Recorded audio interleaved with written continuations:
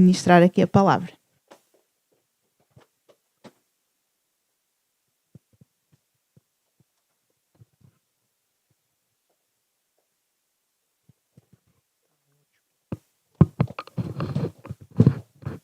Ei, maravilha.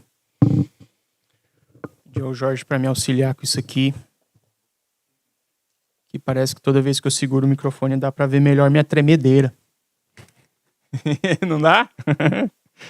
Isso aqui é uma função que alguns irmãos aqui da igreja faz, que nós não fazemos com a mesma naturalidade que o Joel faz, né?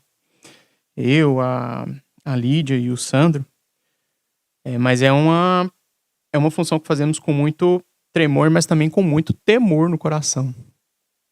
Eu acho que essa é a maneira certa de estarmos aqui, compartilhando a palavra de Deus com os nossos irmãos, com muito temor no coração, muito temor a Deus. Nós vamos falar sobre isso hoje. Vamos tocar nesse assunto sobre o temor a Deus. Antes de começarmos, eu peço que você abra sua Bíblia. A gente vai expor o texto de Atos 5 hoje. Vamos continuar a nossa série no livro de Atos dos Apóstolos. Olha, funcionou super bem hoje, viu? O pointer aqui. Muito bom. E antes de começarmos, eu vou orar. E hoje nós vamos fazer uma leitura um pouco mais extensa da palavra, tá bem? Acho que hoje a leitura é importante para a gente expor esse texto. Vamos gastar uns minutinhos. E vamos ter uma palavra de oração. Pai querido, obrigado, Pai. Obrigado por esse tempo aqui. Que Senhor, deposite do Espírito no nosso coração. Que esse Espírito gere em nós frutos para a nossa vida, frutos que permaneçam na nossa vida. Que a gente aprenda mais do Senhor, da sua natureza aqui hoje. E daquilo que o Senhor tem para nós, enquanto igreja, enquanto irmãos, enquanto comunidade, enquanto família. Que o Senhor seja revelado aqui no nosso meio, através da reflexão na tua palavra. E que a gente possa desfrutar do teu Espírito, do nosso ser, Pai. Em nome de Jesus. Irmãos, hoje vamos expor o texto de Atos 5. O texto de Atos 5, ele começa aqui com uma situação. E começa aqui com um também, ou dependendo da versão da Bíblia que você estiver utilizando, ele começa com um entretanto, ou seja, ele pressupõe uma situação anterior. Então nós vamos ler um pouquinho antes os versículos do capítulo 4, que foram expostos no domingo passado pelo Joel, tá bem? Vamos começar a partir do capítulo 4, verso 32. E diz assim, verso 32, os crentes viviam perfeitamente unidos, eram como um só coração e uma só alma. Nenhum deles dizia que os seus bens eram apenas seus, mas punham tudo em comum. Os apóstolos falavam com grande autoridade acerca da ressurreição do Senhor Jesus e eram grandemente abençoados. Nenhum dos crentes passava necessidade, porque os que tinham campos ou casas vendiam tudo e entregavam aos apóstolos o dinheiro da venda, para eles repartirem por cada um conforme as suas necessidades. Havia entre eles um levita nascido na ilha de Chipre. Os apóstolos chamavam-lhe Barnabé, palavra que na língua deles quer dizer o que dá coragem. Este vendeu uma propriedade que possuía e entregou o dinheiro aos apóstolos. Capítulo 5. Ora, um certo homem chamado Ananias e sua mulher Safira venderam também uma propriedade. Ele ficou com a parte do dinheiro e entregou a outra aos apóstolos. Safira concordou. Então Pedro perguntou a Ananias, por que é que te deixaste tentar por Satanás e mentiste ao Espírito Santo ao guardares para ti uma parte do dinheiro que recebestes pela venda da propriedade? Se não vendesses a propriedade, ela continuava a ser tua. E depois de a venderes, o dinheiro também era teu. Por que foi então que resolveste fazer isso? Fica sabendo que não mentiste aos homens, mas sim a Deus.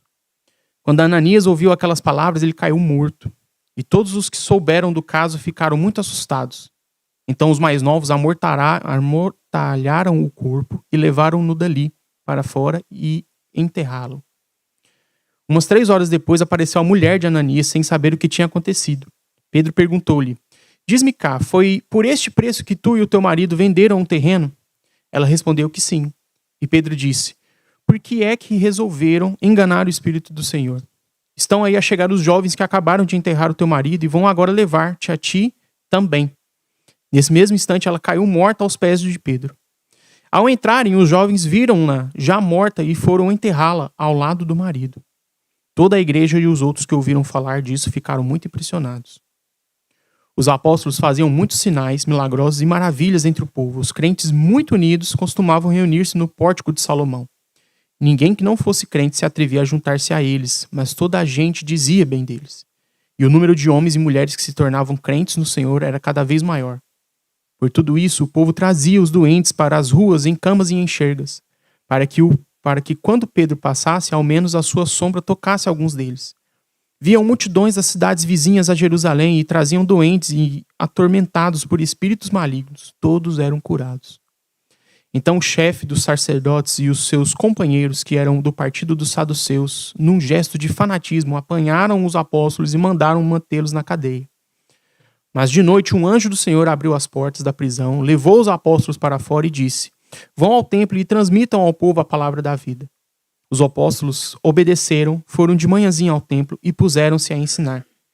Entretanto, o sumo sacerdote e os companheiros convocaram os membros do tribunal judaico e todos os anciãos representantes do povo para uma reunião, e mandaram buscar os apóstolos à cadeia. Mas quando os soldados lá chegaram, não os encontraram. Foram então dizer aos do tribunal: Encontramos as portas da cadeia fechadas com toda a segurança e os guardas a tomar conta. Mas quando as abrimos, não estava ninguém lá dentro.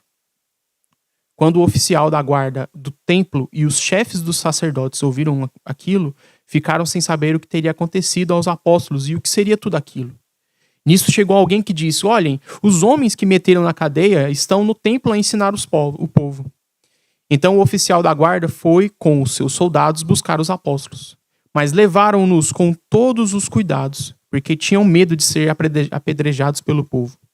Apresentaram-nos ao tribunal e o sumo sacerdote perguntou-lhes: Então nós não vos tínhamos proibido de falarem no nome desse homem?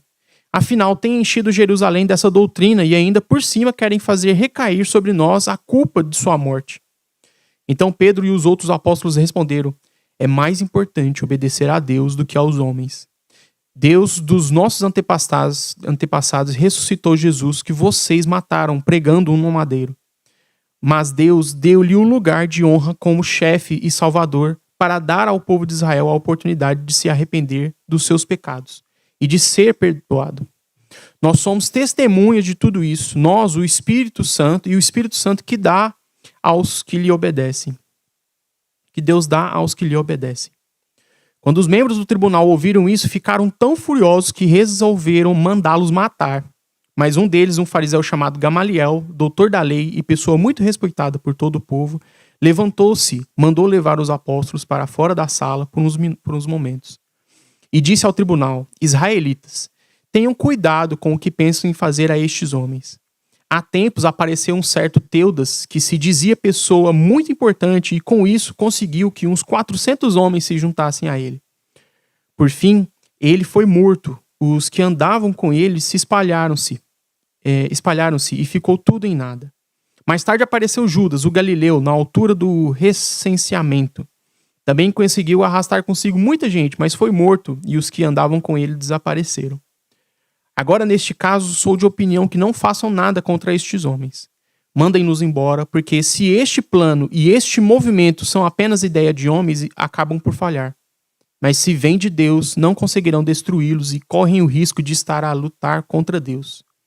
Eles aceitaram a opinião de Gamaliel, chamaram os apóstolos, mandaram castigá-los e deram-lhes ordens para não falarem mais o nome de Jesus. Depois soltaram-nos. Os apóstolos saíram do tribunal muito contentes por Deus os ter achado dignos de sofrerem por causa de Jesus. E não se cansavam de ensinar todos os dias no templo, e de casa em casa, e de pregar a boa nova de Jesus, que é o Messias. Palavra do Senhor. Graças a Deus por ela, irmãos. Irmãos, nós temos aqui no texto de Atos 5 um cenário a respeito da igreja de Jesus que estava sendo inserida naquele momento, estava sendo inaugurada. Capítulo 5 na Bíblia é o primeiro capítulo onde você vê a palavra igreja se referindo a essa junção de pessoas que se ajuntavam para ensinar e para viver enquanto irmãos. Muito característico daquilo que a gente faz aqui todos os domingos. Não acredito que seja bem esse modelo que eles tinham, mas era a reunião dos irmãos, era a reunião da Igreja de Deus. Depois que o Espírito Santo visitou os apóstolos e tivemos o mover do Espírito Santo, os apóstolos tiveram, assim, digamos, ativado uma sensibilidade para o todo. Quando a gente lê o texto diz que eles eram viviam em união. E os apóstolos, tendo a sensibilidade para o todo, eles perceberam que o todo que eles tinham deveria ser partilhado. O mover do Espírito Santo entre eles os fizeram olhar para todas as áreas da vida deles, todas as esferas da vida deles, e fazer com que aquilo fosse coerente de acordo com aquilo que Jesus nos ensinou a eles. Olharam para a sua própria vida e entenderam o chamado de Cristo e viviam de acordo com aquilo que Cristo tinha ensinado. E é importante termos um lembrete aqui a respeito dessa fé que estava sendo, digamos que, inaugurada em Israel. O que nós não conseguimos ver aqui é muito uma dicotomia entre a vida, entre as esferas, entre as partes das vidas das pessoas que eram crentes em Cristo, com sua fé, que é algo que eu acredito que seja um pouco diferente hoje. A gente pode ver muitas vezes na nossa vida rotineira, no nosso cotidiano, muitas vezes uma fragmentação da nossa fé. A gente acaba que, por exemplo, segunda e sexta, a gente se esquece um pouquinho às vezes que a gente é cristão. Com a nossa rotina, com a nossa correria, muitas vezes em várias situações, em conflitos, na relação com as pessoas, a gente pode se esquecer muitas vezes que a gente é cristão. E a gente tem uma memória mais forte e um lembrete mais forte aos domingos, quando a gente se reúne aqui. E como testemunha a respeito dessa união, dessa integralidade na vida da fé dos apóstolos, nós temos aqui uma ação de duas pessoas, Barnabé e Ananias, do qual eles tinham posses, tinham dinheiro, e olhando para o todo e vendo que havia pessoas necessitadas, eles pegaram esse todo deles, essas posses deles, e colocaram no dispor dos apóstolos. Ambos fizeram isso. Mas de acordo com o que a gente lê no texto, teve uma diferença entre os dois, entre Barnabé e Ananias. A gente vai ver isso um pouquinho mais para frente. Falar de uma fé integral é a gente pensar talvez em uma das figuras que a gente tem a respeito de integralidade. Por exemplo, quando você vai comprar algum produto integral no supermercado, o que aquilo quer dizer? Ele é industrializado, mas as suas propriedades naturais, todos os seus nutrientes, eles estão lá. Eles não foram quebrados. Ele é íntegro e ele não possui uma mudança intrínseca nele quanto às suas propriedades e às suas características. Então, o que os apóstolos estavam fazendo? Obedecendo o chamado de Cristo, eles estavam pregando, operando milagres, ensinando a palavra e ensinando sobre o Messias para as pessoas. E, continuando no texto, no verso 13 cita: ninguém que não fosse crente se atrevia a juntar-se a eles, mas toda a gente dizia bem deles. Pessoas de diversas regiões vinham para visitar os apóstolos, para desfrutar desse poder que estava sendo transmitido através da vida deles, o poder de Deus sendo operado através da vida dos apóstolos.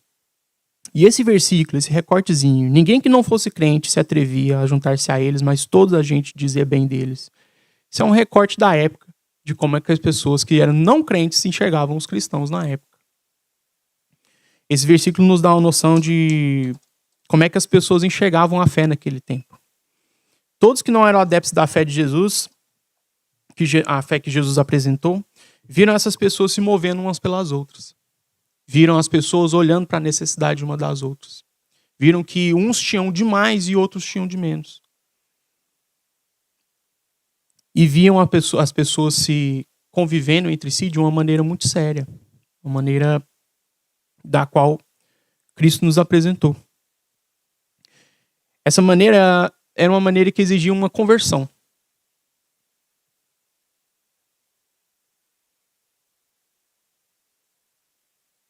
que seria uma conversão na palavra em si? Na definição da palavra, uma conversão é o ato ou efeito de transformar, mudar ou mudar algo que para uma nova forma, estado, direção ou propósito. Conversão, na palavra em si, no dicionário, significa isso aí. Mas no capítulo 3, quando a gente volta uns capítulos atrás, na Bíblia, no livro de Atos, nós temos aqui um versículo que traz um significado para a conversão e para o chamado que Cristo tem para nós. No verso 3 do capítulo 3, do verso 19, diz assim: portanto, arrependam-se e mudem de vida para que Deus vos perdoe os pecados. Uma conversão da fé, irmãos, implicava uma mudança em todas as esferas da vida de uma pessoa. As pessoas enxergavam os apóstolos vivendo e viam que aquilo ali era uma régua muito alta. Era algo muito sério. Milagres estavam sendo operados. Gente que talvez não estava coerente com aquilo que eles estavam vivendo, teve uma morte trágica diante do pé do apóstolo Pedro. Havia pessoas sendo supridas nas suas necessidades por conta daquela convivência daquela igreja, por conta da relação dos irmãos, por conta de gente que olhou para o todo e se responsabilizou pelo todo, para além das partes.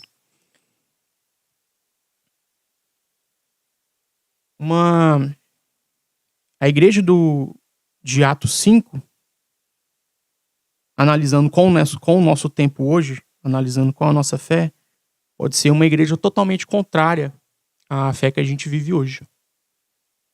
O verso diz que ninguém que não fosse crente se atrevia a juntar-se a eles, mas toda a gente dizia bem deles. Ou seja, a transformação era muito radical.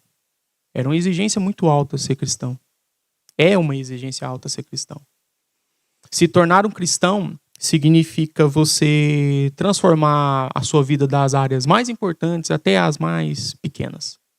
Até as mais, talvez, insignificantes. Uma conversão, ela transforma o seu ser para você fazer tudo. Quando você se converte enquanto cristão, você tem uma maneira agora nova de tratar a sua família, de tratar os seus amigos, de tratar a sua esposa, os seus filhos. Tem uma maneira agora nova de trabalhar. Você não trabalha somente para ganhar dinheiro. Você trabalha agora também para a sua vocação que Deus te deu. Uma conversão, ela também te ensina a se portar nas situações mais simples da vida. Ela te ensina agora, talvez, você sair com os amigos e beber de forma consciente. Te ensina a comer de forma consciente, sem ser um glutão e comer como se o mundo fosse acabar amanhã. Ela te ensina a torcer melhor para o seu time, do Porto, do Benfica, do Sport. O Joel não tá aí, né, para encher o saco dele. Sem um fanatismo que pode destruir algum tipo de relação. Isso é uma conversão, irmãos. Se você fazia algo de uma forma, agora que você é um cristão, você faz esse algo totalmente diferente. Você faz esse algo sendo coerente com a palavra e com Cristo. Com o amor de Cristo. Esse é o cenário que nós temos aqui, contrário às igrejas de hoje. Talvez o cenário de hoje seja muitos adeptos da conversão da fé cristã, mas ao se deparar com o que encontraram dentro da igreja, eles acabaram por desprezar sua fé, encontraram talvez incoerência na igreja e saíram para plantar uma igreja que obedecesse às regras deles. Sabe, uma igreja que é plantada embaixo de uma atitude de desobediência e não de envio. Já viram isso? Já viram alguma coisa assim, parecida assim? Pessoas que talvez deturparam a palavra porque encontraram a palavra deturpada na boca dos irmãos. Falar, olha, o irmão está tirando do contexto o versículo bíblico ali, por que eu não vou poder tirar? O irmão está ganhando dinheiro ali falando o texto de uma forma errada, por que eu não vou fazer isso também? Não vi nada de ruim acontecendo com o irmão, então para mim também está liberado. Eu posso usar a palavra ao meu favor para ter que manipular pessoas e ganhar para mim mesmo, de forma individual, sem ter que pensar no todo, pensando somente na parte. Essa é a igreja contrária a respeito de Atos 5. Os não crentes, eles até chegaram na igreja hoje, nas nossas comunidades. Mas a incoerência, a insensatez, a indiferença, a falta de amor estragaram totalmente um ambiente que deveria ser de acolhimento, segurança e aprendizado. Esse é o ambiente que a gente tem aqui hoje, que a gente deve ter aqui hoje. Um ambiente de acolhimento, de aprendizado. Vocês estão aqui para aprender? Todo mundo está aqui para aprender? Levanta a mãozinha aí. Bem? Todo domingo, irmão. Todo domingo estamos aqui para aprender. Isso é a obra de Deus sendo operada na nossa vida e sendo completa, domingo após domingo, dia após dia. É um aprendizado constante, progressivo, que não vai acabar nunca, infelizmente. Até Jesus voltar, a gente vai aprender sempre, sempre. E é importante que a gente tenha essa consciência a respeito de que todos aqui estão aprendendo, porque a gente dessa forma vai se sujeitar uns aos outros. Vai se sujeitar ao aprendizado uns aos outros. Da mesma forma como o Joel, pastor aqui na igreja, ou a liderança que admoesta muitas pessoas, nós também, irmãos, em muitos momentos, vamos chegar para o Joel, sentar para ele e falar: ó, irmão, acho que você agiu de forma errada.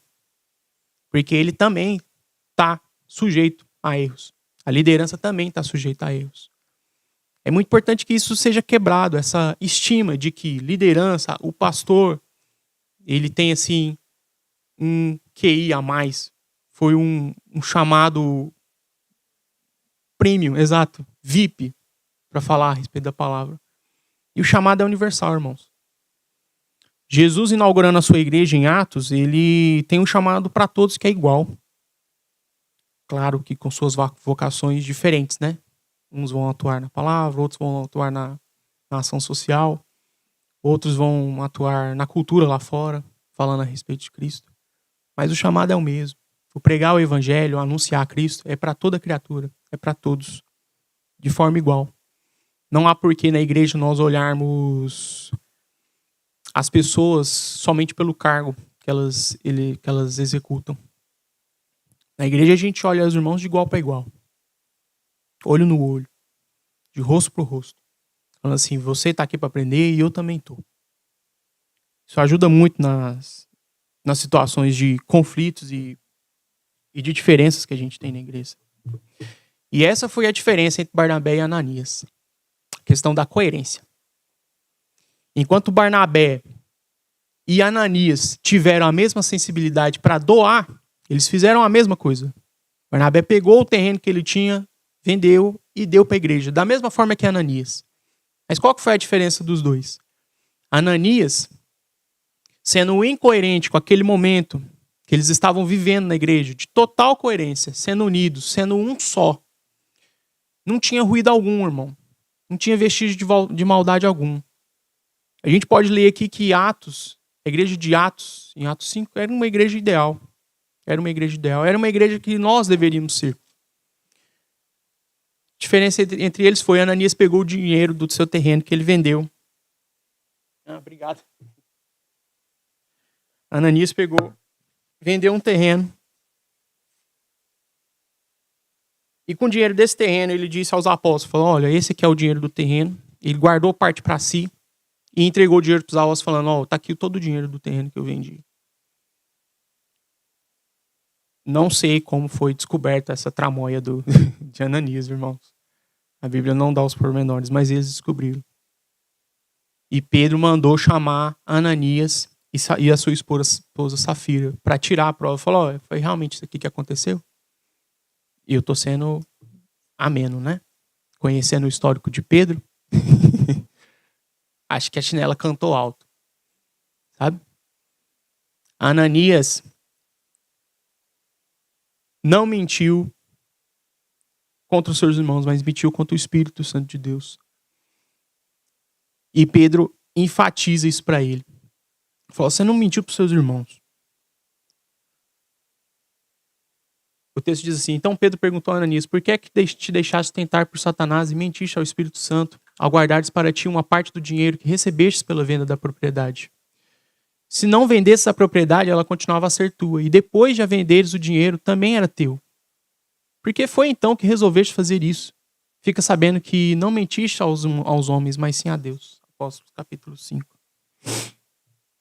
Tendo essa incoerência dentro do grupo de crentes, tenho certeza que Ananias sentiu o peso daquilo que ele tinha feito. Era pesado demais, irmãos. Quando todos os crentes estavam 100% íntegros dentro daquela fé, dentro daquele grupo, e Pedro e os apóstolos descobrem o que Ananias tinha feito, não tinha como Pedro deixar passar pano, deixar passar em branco. Ele fala para Ananias: você não mentiu para os seus irmãos, você mentiu contra Deus.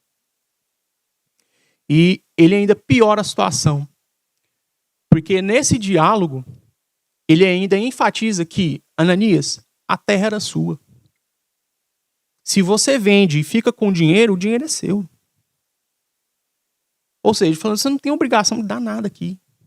Você não tem obrigação de dar nada aqui na igreja. Faça isso coerente com aquilo que Cristo que ensinou. Se caso você não for fazer, fala, irmão, fica com o seu dinheiro.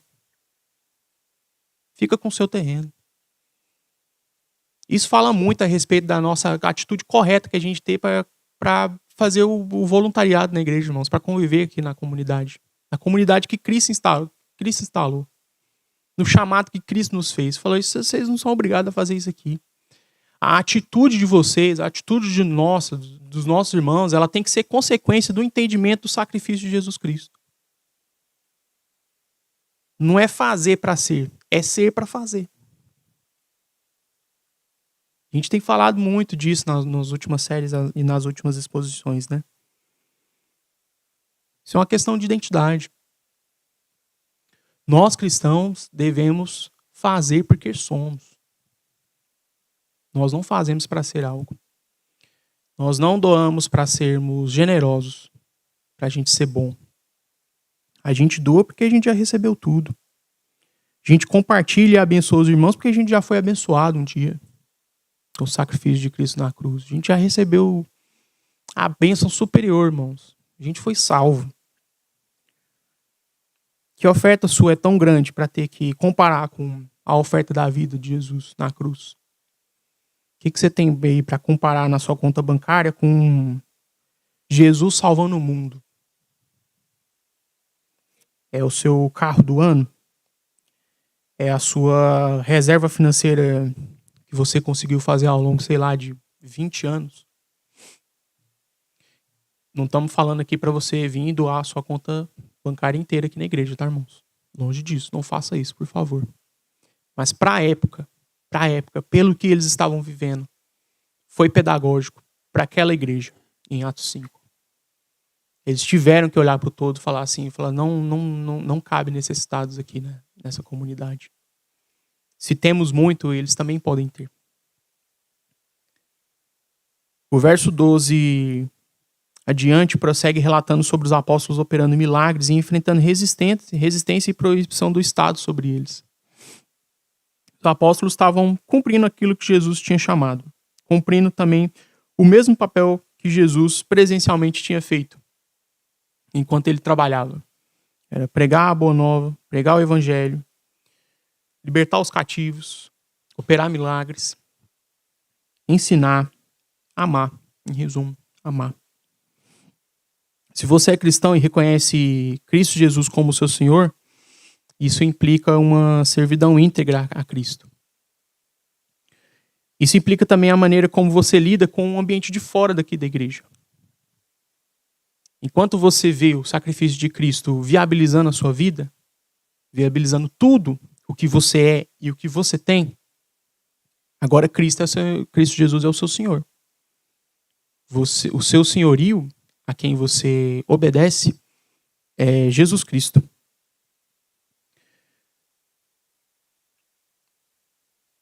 E isso implica uma maneira de você viver com as esferas lá de fora, com o ambiente externo à sua fé. Com o ambiente do seu trabalho, da sua faculdade, dos grupos de WhatsApp que você participa, seja ele do futebol, do videogame, dos mais diversos ambientes que você frequenta. E nessas esferas, enquanto nós pregamos o evangelho, enquanto nós falamos de Cristo, nós vamos nos deparar com alguns fatores que podem querer nos impedir de praticar a nossa fé.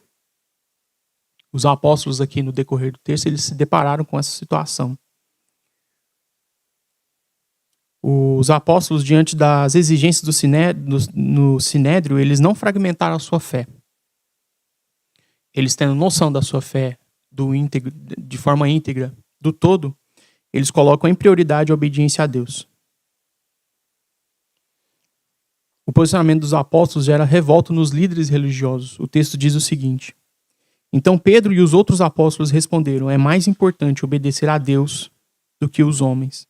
O Deus dos nossos antepassados ressuscitou Jesus, que vocês mataram, pregando num madeiro. Um exemplo que a gente tem aqui. Os apóstolos podiam simplesmente, nessa situação, ver que a corda estava no pescoço e falar assim, não, isso aqui foi demais. A gente vai morrer.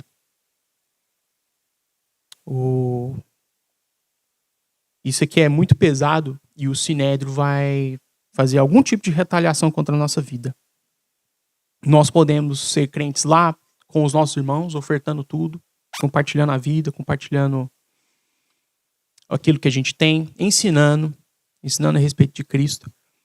Mas quando a corda entra no pescoço, quando a nossa vida entra no fio da faca, quando a gente está em risco iminente por conta daquilo que a gente crê, a gente pode correr a tentação de abandonar a nossa fé. Os apóstolos estavam aqui nessa situação. O Sinédrio, diante daquilo que eles falaram, que os apóstolos falaram para o Sinédrio, mandaram matar eles. Mandaram matar. E esse é o posicionamento dos apóstolos aqui. Antes de obedecer aos homens, nós vamos obedecer a Deus. Antes de obedecer vocês que estão exigindo essas coisas de nós, antes de obedecer a cultura que fala para nós que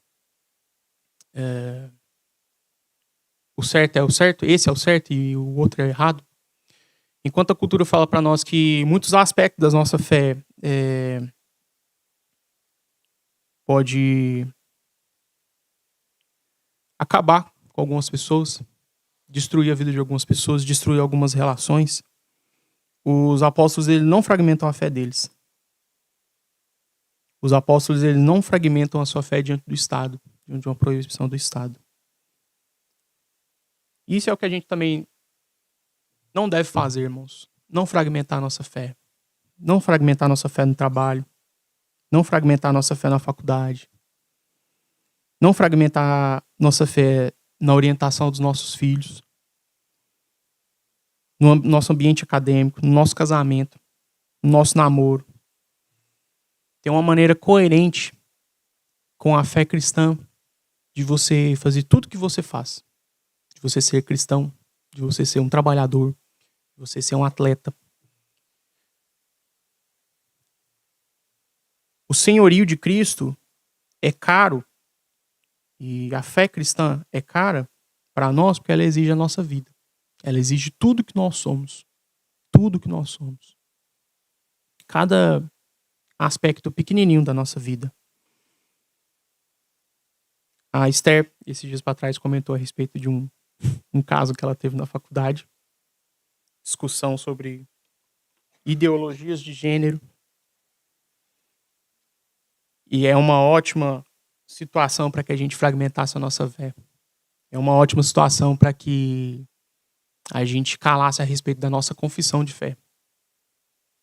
É uma ótima situação para que a cultura da ideologia de gênero, da fuga das pessoas fugindo do consciente, utilizando entorpecentes, sei lá, que seja o que. A fuga da sua vida onde você não consegue enfrentar os seus problemas e você se afoga em outras distrações, talvez de mídia social, talvez da sua academia, que você quer ficar com o seu abdômen sarado e você fica lá 3 horas por dia puxando ferro para ficar com o braço malhado. são ótimas oportunidades para a gente fragmentar a nossa fé. Na escola dos nossos filhos, dependendo daquilo que eles ensinam lá. Você pergunta pro seu filho, quando ele chega da escola, o que ele aprendeu na escola? O que falaram lá? De uma forma sábia. Porque eu, muitas vezes, quando pergunto isso pro Timóteo e pra Carol, eles falam, foi bom. Foi bom. Tá, mas e aí? Alguém se machucou? Alguém falou alguma coisa? Eu falo, não. Irmão, são 8 horas dentro da escola que a gente não sabe o que se passa na cabeça dos nossos filhos. Não sabe o que está sendo falado e não sabendo o que eles estão falando. Nós julgamos, eu julgo, né? E acredito que o Timóteo e a Carolina são pequenos cristãos nas escolas deles. Que Deus abençoe e capacite eles para que eles sejam pequenos cristãos lá. Porque no ambiente público, nas esferas de fora da nossa fé, os ambientes de fora da nossa fé, nós somos muito tentados a abandonar a nossa fé em pequenas partes da nossa vida. Um outro termo também que a gente pode colocar aqui, e uma outra tentação que nós cristãos temos, é de departamentalizar a nossa fé. Só tem palavra difícil aqui nessa exposição em Atos. É desreligiosificar e departamentalizar. Como é que a gente departamentaliza a nossa fé? A gente cria uma caixinha, assim, com as partes da nossa vida, nosso casamento, nosso trabalho, nossos filhos, nossas finanças, nossas economias. E diante da comunidade, diante da fé, a gente fala, não, a igreja não vai mexer nisso aqui. A igreja não tem relação nenhuma com a maneira que eu me relaciono com a minha esposa. A igreja não tem relação nenhuma com a maneira como eu crio meus filhos. A igreja não tem que ter relação nenhuma da maneira como eu administro os meus bens, as minhas posses. O meu dinheiro. O dinheiro é meu, a igreja não tem nada a ver com isso. Isso se você departamentaliza sua fé, irmãos.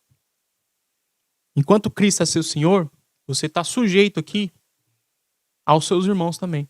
Porque eles também estão sujeitos ao senhorio de Cristo. Aqui nós vamos nos ouvir e não dar como um professor, um sabe-tudo, como quem tem as respostas. Mas vai haver situações na nossa vida, no nosso casamento, na criação com os nossos filhos, no nosso trabalho, onde a gente vai precisar sentar e conversar. A gente vai ter dificuldade. A gente vai ter que falar para o irmão, irmão, faz assim e não faz assado. Você, como cristão, vai agir dessa forma. Porque o não cristão age dessa forma. A forma como o não cristão age é o esperado. Diante de um conflito no trabalho lá, a forma como o não cristão é explodir. Você explode, sai dando na cara de todo mundo. Fala que você é assim mesmo. Eu sou assim mesmo, vocês têm que me aguentar. Essa é a forma como um não cristão faz. Essa é a forma como você departamentaliza a sua fé. Lá no seu trabalho. Essa é a forma como os não crentes vão olhar você e falar assim, mas esse cara fala que é crente. Olha o jeito que ele está se portando. Vocês entendem quando nós fragmentamos a nossa fé, a justiça de Deus, a natureza de Deus, as características, o caráter de Deus em nós, ele deixa de existir? Ele deixa de transparecer? Diante do sinédrio, tendo a vida em risco. E isso são situações, irmãos, que a gente não vai morrer. A gente não vai perder a vida quando a nossa fé. A régua é muito mais embaixo.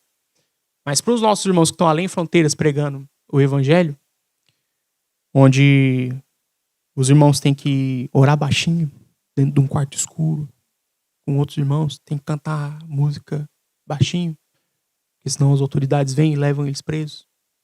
Tem pena de morte para quem prega o evangelho. Esses sim estão perdendo a vida em favor do evangelho. Que a gente saiba reconhecer essas situações onde exige a nossa vida, no nosso cotidiano, e que a gente não fragmente a nossa fé. Que a gente não abandone a nossa fé. Dentro dessas situações, a nossa expectativa é que o nosso posicionamento ele desenvolva nas pessoas amor, arrependimento, autoavaliação. Que o que você falar para as pessoas não é para matar elas, mas é para gerar mais vida. Que elas possam se observar e falar assim, falando, eu preciso mudar de vida. Preciso de mudar de comportamento. Eu preciso ser convertido. Preciso mudar o meu caminho. Mas em outras situações extremas, pode ser que essas pessoas queiram o nosso mal. Pode ser que o seu posicionamento ele gere conflito, desconforto e possa minar relações. Pode ser motivo para que as pessoas desejem sua morte. Nossa, era melhor que essa pessoa não existisse aqui perto de mim. Ia ser tão mais fácil. Eu já vi, irmãos, lideranças de igreja perderem relações por conta de um posicionamento coerente com a palavra. Situações onde ele teve que se posicionar coerente com a palavra de Deus e aquilo minou a relação com outras pessoas. Outras pessoas abandonaram a fé. Outras pessoas mudaram de comunidade. Saíram com o coração engessado, trincado, um coração duro, ao invés de sair com o coração transformado. Que a gente tenha sensibilidade para ver essas situações no nosso meio e que o nosso coração se transforme diante delas. Porque as oportunidades para a gente ter que fazer esse processo de conversão, ter essa alteração no nosso comportamento, que seja de acordo com aquilo que Deus quer de nós, elas são diárias. Tem muitas oportunidades, irmãos. Tem muitas oportunidades para a gente se corrigir. Tem muitas oportunidades para a gente se arrepender e mudar de vida, de acordo com o que o texto diz. Se arrependam e mudem. Não é só, desculpa, Deus, não vou fazer mais. Tem um depois. Tem uma ação depois, que é o mudar. Do verso 34 ao 39, para finalizar,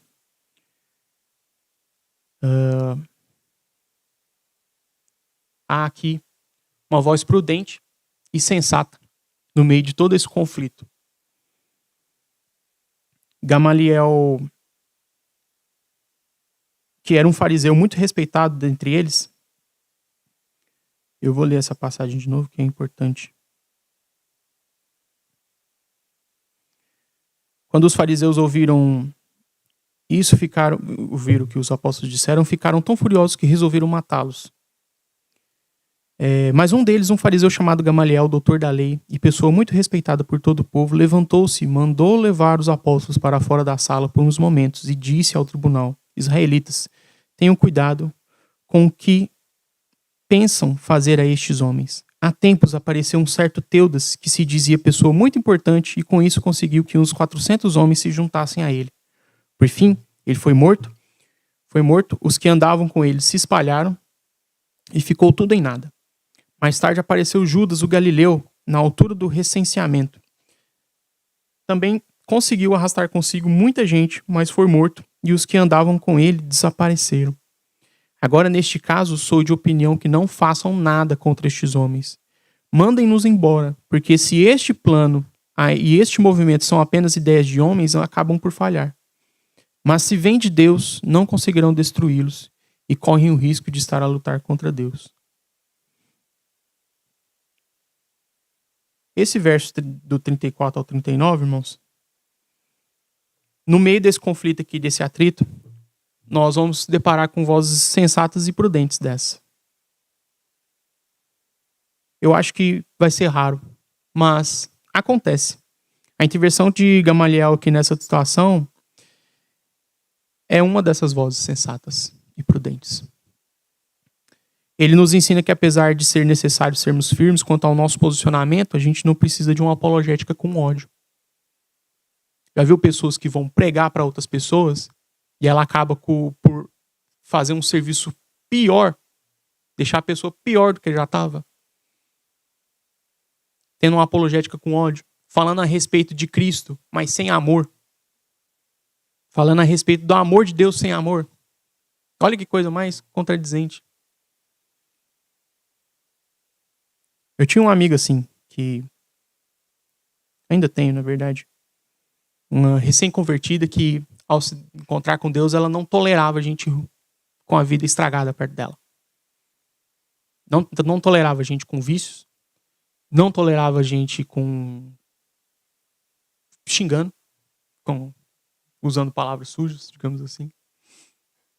Não tolerava a maneira como muitas pessoas, como a pessoa talvez expunha a forma como tratava a sua família, e ela queria já ir lá e pôr o dedo com toda grosseria, querendo ensinar as pessoas como é que elas deveriam cuidar das suas próprias famílias. Isso é um erro, irmão. Isso é um erro. Isso é totalmente contrário com aquilo que Deus nos faz. Deus age em favor de nós com amor, com prudência, com sensibilidade. Você, enquanto cristão, haja da mesma forma, com prudência e sensibilidade. Se a fé que seguimos é verdadeira, se cremos no único Deus verdadeiro, logo devemos pregar e anunciar a sua salvação e não defender a Deus. A gente tem uma linha muito fina aqui, quando nós estamos nesses conflitos, nessas situações, de querer defender a Deus. E eu acho que a gente é muito pequenininho, muito significante para ter que defender Deus, irmãos. O chamado que Deus nos deu é para pregar o evangelho e pregar a respeito do seu amor. Nesses embates, nessas conversas, a gente não tem que estar lá para provar ponto, para falar que tem razão. Eu tenho razão e você está errado. Essa é a atitude que a gente não deve ter. As pessoas hoje, elas precisam de pessoas que escutem. Que escutem. Gente que senta na mesa e está calado para ouvi-las. Porque para dar ordem e para dar fórmulas mágicas de conduzir a vida, já tem muito, já tem as mídias sociais, já tem o nosso Instagram, que mostra como que deve ser a sua rotina ideal, mostra o quanto você deve ser produtivo na sua vida. Você não pode desperdiçar um dia sequer da sua vida sem ter que produzir. A cultura do reino de Deus, ela vai contrária contra isso. De que a gente peça sensibilidade para Deus para ter que pregar a respeito do seu amor com amor e não com ódio. Não com ódio. No final, irmãos, de tudo isso, depois que enfrentarmos esses conflitos, essas situações, tivermos essas oportunidades de falar a respeito de Deus de uma forma muito estranha, nós vamos ter prazer nos nossos corações da mesma forma como os apóstolos tiveram, depois de quase perder a vida. Os apóstolos saem do sinédrio alegres pela oportunidade de morrer pelo nome de Jesus Cristo. Olha que coisa agridoce, né? Saem alegres pela oportunidade de morrer por conta do evangelho de Jesus Cristo. Nós vamos desfrutar disso. Nós, depois de situações, assim, terríveis, de conflitos, assim, que vai desgastar a nossa saúde, sabe? Vai desgastar o nosso tempo, vai desgastar o nosso conforto, vai desgastar os nossos recursos. Quem aqui já teve que dispensar recursos para ter que ajudar alguém? Sabe? Pagar uma conta que você não tem nada a ver. Eu não tem nada a ver com essa pessoa. Essa pessoa não é meu parente, essa pessoa não é minha amiga. Conheci ela semana passada e tô vendo que ela tá precisando de ajuda. Quem de vocês já dispensou isso? Já gastou dos seus recursos para ter que abençoar e ajudar pessoas que talvez não mereçam? Pessoas que não tem nada a ver com a gente. Nós vamos sentir alegria no nosso coração ao ajudar essas pessoas. A andar em direção a elas da mesma forma que Cristo andou em nossa direção. A amar elas da mesma forma que Cristo nos ensinou a amar. Que tudo que a gente fizer, irmãos, que tudo que a gente possuir, que tudo que a gente falar, que tudo que a gente construir, que tudo que fez foram os nossos pensamentos, que eles se convertam a Cristo. Que eles se convertam a Cristo. Que a nossa fé seja íntegra. Porque a tentação de ter que fragmentar ela é diária. Nós diariamente passamos por essa tentação. Nós diariamente passamos por situações do qual o cristão deve se posicionar, mesmo que seja para perder sua própria vida. Mesmo que seja para se machucar, mesmo que seja para perder os seus recursos. É isso que Deus nos ensina, é esse o mover de Deus. Não é para você não é só para você falar em línguas estranhas, ficar rodopiando aí. descer fogo do céu e você sentir uma presença de Deus que te levita, assim, tira você do chão. Mas é para você se mover em favor do outro. Amém, irmão? Para você ter sensibilidade, para ter que ajudar pessoas, para saber criar seus filhos, para saber cuidar da sua esposa, do seu marido, para você servir de uma forma intencional na comunidade que você serve, para você fazer um voluntariado coerente com a palavra de Deus. Amém? Esse texto tem muitos desdobramentos para a nossa vida, irmãos. Não é somente um texto onde um homem foi castigado por ser incoerente na sua oferta. A gente tem muito o que aprender, né? Amém? Eu peço que você reflita um pouco. Eu vou dar um tempinho para que você curva sua cabeça. Tenha esse tempo de reflexão. Feche seus olhos. E reflita qual parte da nossa vida, qual que é o aspecto da nossa fé que precisa voltar a ser integral em Cristo. Qual que é a parte da sua vida que você precisa converter novamente a Cristo? Que você precisa alinhar com o Evangelho de Jesus.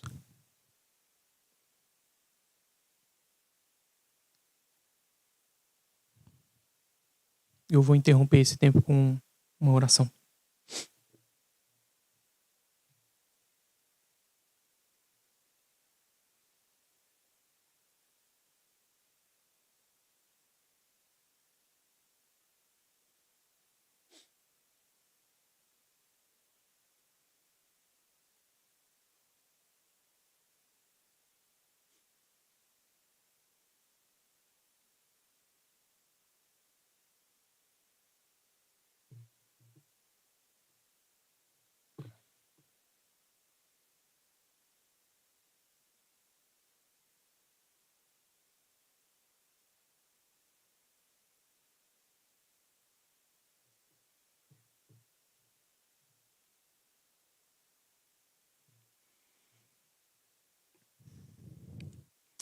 Cristo Jesus, o Senhor é o Senhor de tudo.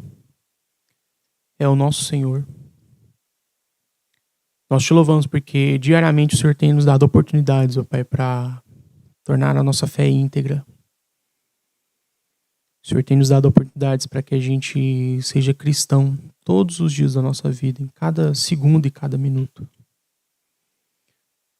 O Senhor tem nos dado a oportunidade de nos arrependermos, ó Pai. Muitas vezes das nossas atitudes desalinhadas com o Teu Evangelho, com a Tua Palavra.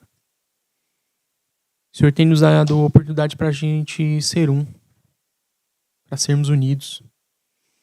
Não para sermos uniformes, mas para sermos unidos. Para que a gente olhe para o outro e veja que a necessidade do outro é uma responsabilidade nossa. É uma responsabilidade minha, Pai. Obrigado porque o Teu Espírito, Pai, depositado no nosso coração, tem nos dado sensibilidade para isso. Tem nos dado sensibilidade para enxergar, ó Pai, aquilo que o Senhor quer nos mostrar. Que o Senhor perdoe, ó Pai, a nossa indiferença muitas vezes, a nossa incoerência, a nossa ignorância, Pai.